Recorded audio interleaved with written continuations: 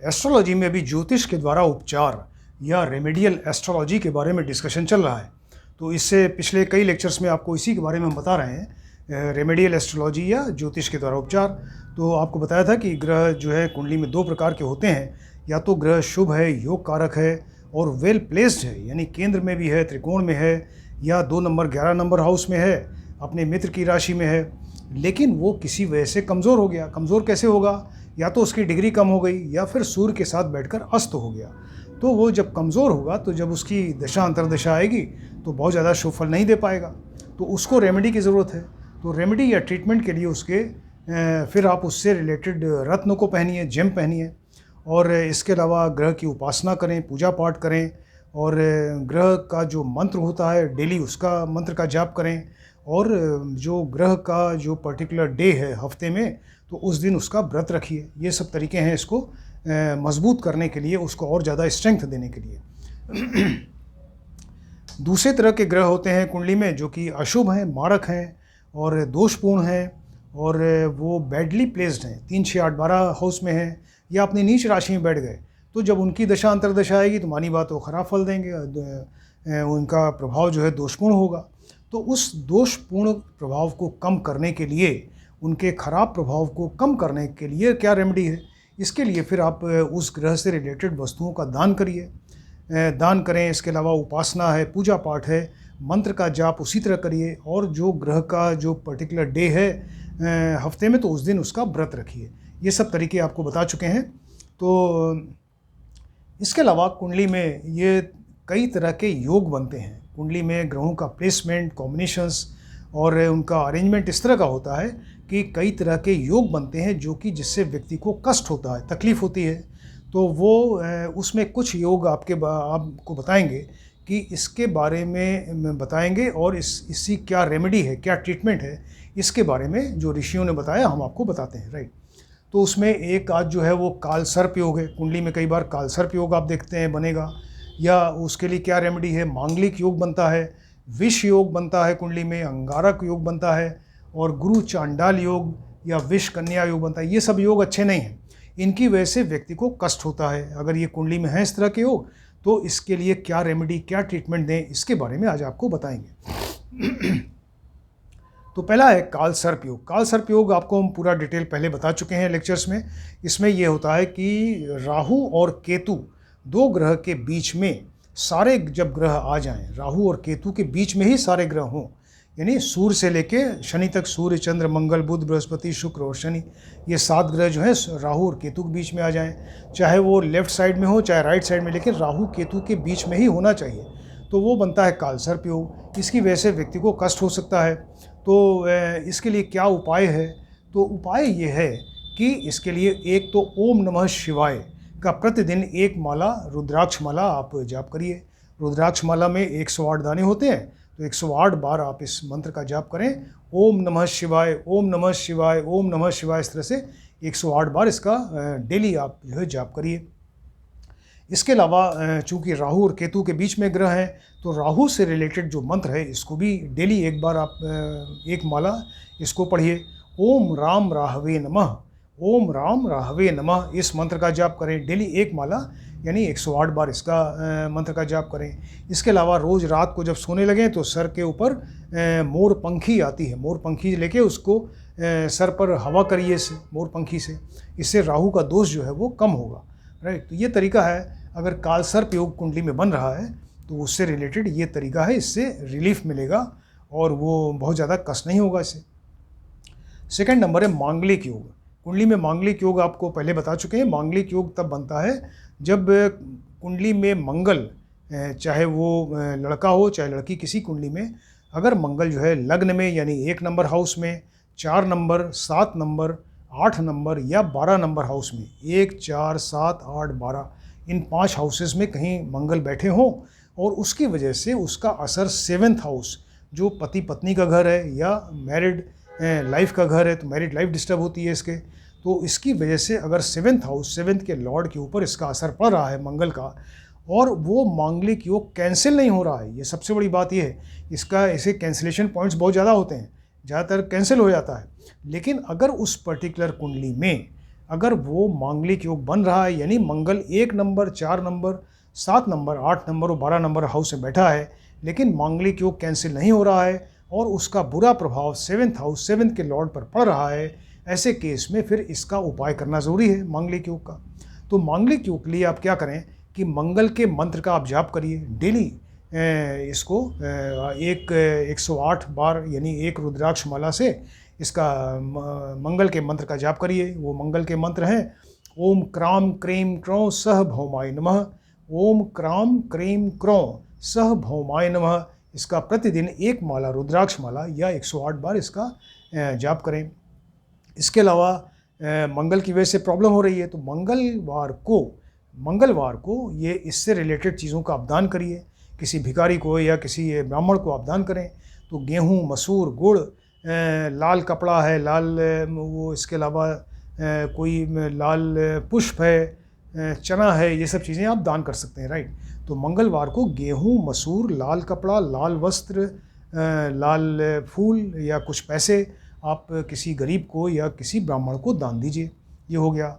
इसके अलावा मंगलवार को आप बजरंग बली के मंदिर में जाएं। मंगलवार को बजरंग बली के मंदिर जाके दर्शन करिए और इसके अलावा हनुमान चालीसा पढ़ें, हनुमान अष्टक पढ़ें, तो इससे बहुत ज़्यादा रिलीफ मिलेगा आपको। फिर बहुत ज़्यादा जो मांगलिक योग की वजह से जो परेशानी हो रही है वो काफ़ी हद तक कम हो जाएगी, राइट। विष योग, इसके बाद आता है विष योग। विष योग कुंडली में तब बनता है जब शनि और चंद्रमा का कॉम्बिनेशन हो। शनि चंद्रमा एक साथ बैठ जाएं या एक दूसरे के आमने सामने बैठे हों और एक दूसरे पर दृष्टि डालते हों, तो वो शनि योग, इसके विष योग बनता है। तो विष योग के बारे में भी आपको पहले बता चुके हैं। फिलहाल आज इसकी रेमेडी, क्या ट्रीटमेंट आप कर सकते हैं, इसके बारे में बताते हैं। तो इसके लिए भी आप जो है डेली ओम नमः शिवाय एक माला जाप करें। रुद्राक्ष की 1 माला लीजिए, 108 बार इसका जाप करें। ओम नमः शिवाय, ओम नमः शिवाय, इस तरह से 108 बार इसका जाप करें। और शनिवार को पीपल के पेड़ के नीचे एक नारियल फोड़िए, जाके एक नारियल ले जाइए, उसको नारियल फोड़िए वहाँ पीपल के पेड़ के नीचे। इसके अलावा शनिवार को पीपल के पेड़ के नीचे सरसों का तेल और ये काला तेल मिला के एक तो दिया जलाइए, वहीं पीपल के पेड़ के नीचे रख दीजिए। काला तेल और सरसों का तेल, इसका दिया जला दीजिए। कुएं में, कहीं कुआं हो तो कुएं में जाके कच्चा दूध डालिए, इससे भी फ़ायदा होता है।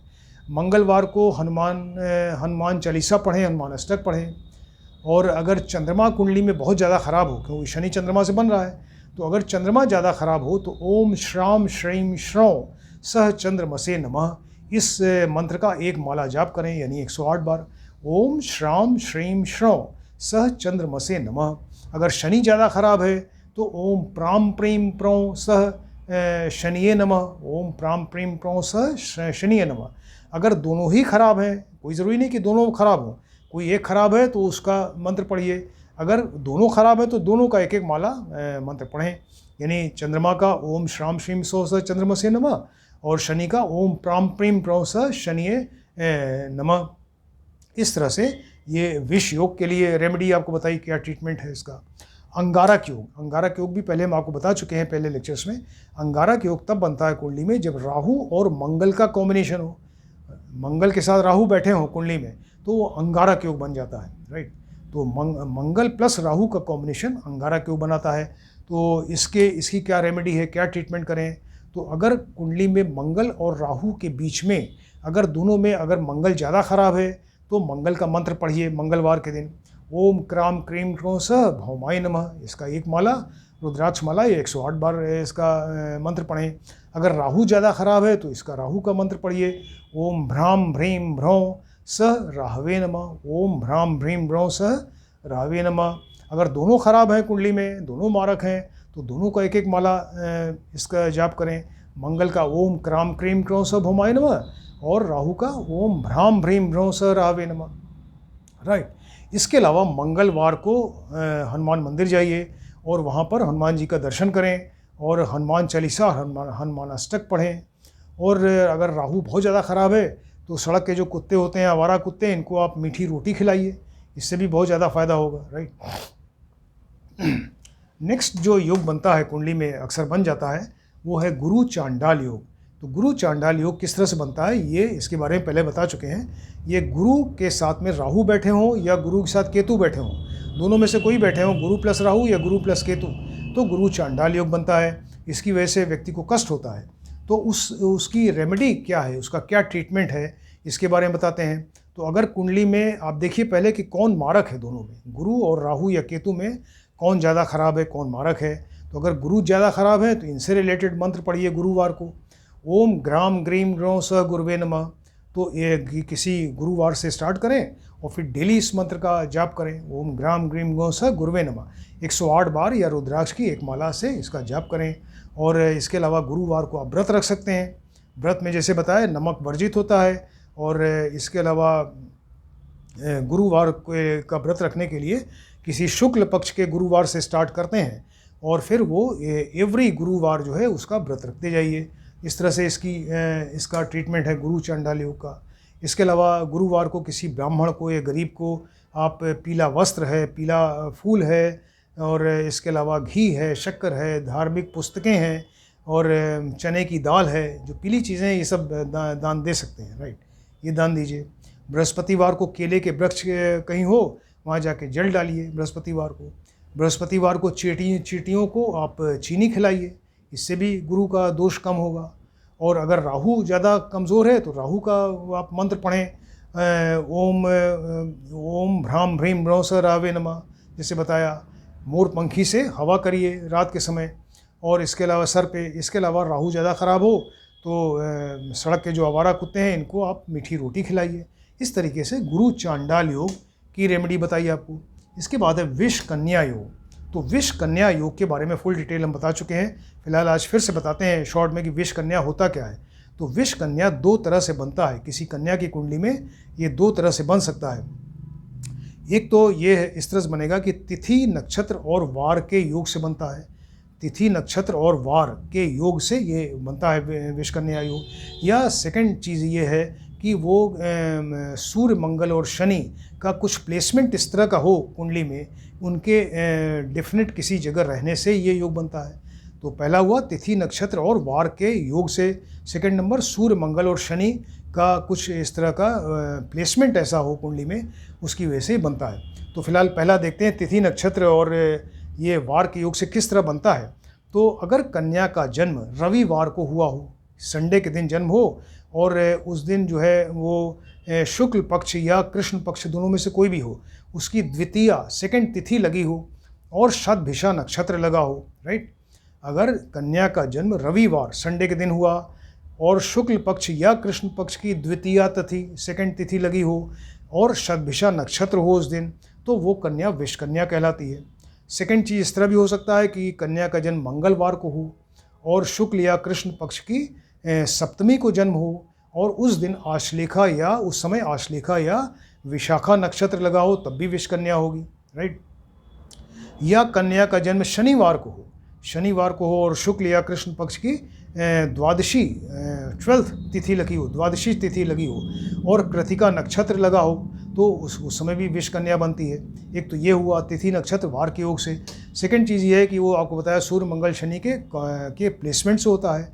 तो अगर कन्या की कुंडली में लग्न में मंगल और 5th हाउस में सूर्य हो, तब ये विष कन्या होती है। लग्न में मंगल, सूर्य में 5th में सूर्य, या लग्न में सूर्य हो और 5th में शनि हो, तब भी विष कन्या होती है। अब इसके लिए क्या उपाय करें? अगर विष कन्या तो देख लिया आपने, विष कन्या योग है इसकी कुंडली में, तो उसके लिए क्या रेमेडी है, क्या ट्रीटमेंट है? तो किसी लड़के से विष कन्या का विवाह करने से पहले शालिग्राम की मूर्ति से उसका विवाह कराएं या पीपल के वृक्ष से उसका विवाह कराएं, राइट। उस कन्या का विवाह बजाय किसी लड़के से डायरेक्ट कराने के पहले उसका शालिग्राम की मूर्ति से विवाह करा दें, और या फिर पीपल के वृक्ष से उसका विवाह कराइए, तब किसी लड़के से कराएं। सेकंड चीज़ कि विष कन्या का दोष कम करने के लिए आप कन्या को वट सावित्री व्रत होता है ये रखवाइए, वट सावित्री व्रत रखवाइए, उससे उसका दोष कम हो जाएगा। जब ये हो जाए तब उसके बाद फिर उसका विवाह, कन्या का विवाह किसी संतान योग, जिसमें संतान योग हो ऐसे लड़के की कुंडली में, या फिर दीर्घायु हो, संतान योग हो और दीर्घायु हो, ऐसे लड़के के साथ इसका विवाह करवा दीजिए। इस तरह से विष कन्या योग की रेमेडी आपको बताया। इस तरह से कुंडली में इस तरह के योग बनते हैं जिसकी वजह से व्यक्ति परेशान रहता है, पूरी लाइफ उसको प्रॉब्लम होती है। स्पेशली जब इनकी दशा अंतरदशा आती है इनको ग्रहों की, तो उसको कष्ट होता है, तकलीफ होती है। तो उससे रिलेटेड जो रेमेडी आपको बताई, ट्रीटमेंट बताया, ये बहुत ज़्यादा इफेक्टिव है, काफ़ी इससे फ़ायदा होता है। तो इस चीज़ को आप ध्यान से देखें, स्टडी करिए। ये लेक्चर नंबर 320 है। तो इस चीज़ को एक के बाद एक लेक्चर आते जा रहे हैं, तो इस चीज़ को आप ध्यान से देखें और स्टडी करिए। Thank you.